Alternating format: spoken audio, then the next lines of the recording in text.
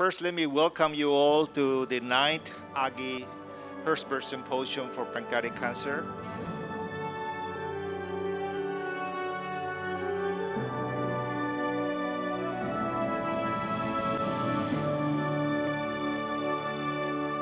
We see what's happening through the foundation and through your participation and through a symposium like this as an example, an exemplar of what we want to be about.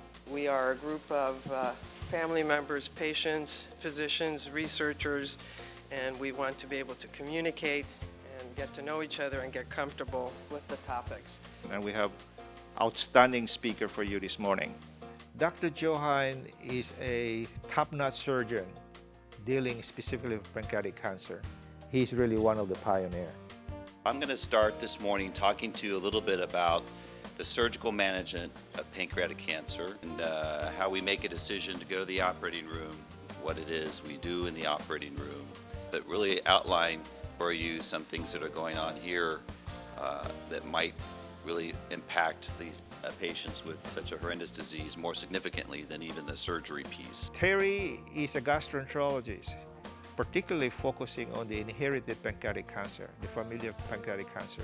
She's the world authority in the field. How early can we diagnose this disease, and can we catch it even before the cancer forms itself? And specifically, some families have a predisposition, a genetic predisposition to pancreatic cancer. So I'm going to talk about that and how you can figure out if your family's one of them.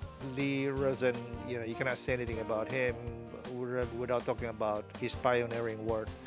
He's one of the top-notch clinical trial for chemotherapeutic agent here in UCLA. So we're going to try to outline some general principles about how I, as an oncologist, think about early stage disease, how I think about disease kind of in the middle, where it is too big to be removed right away in the operating room, but still treatable and often treatable successfully.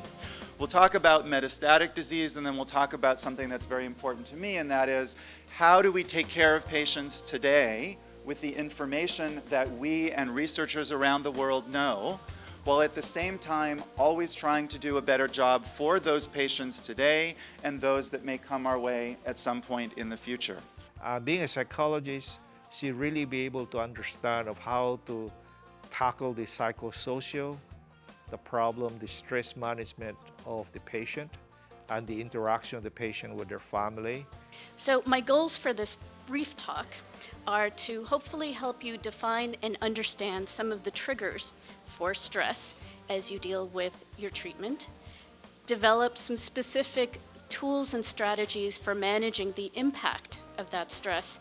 Well, Diane Harris is doing a major impact as a public health officer, try to prevent the disease starting from the young age, school age.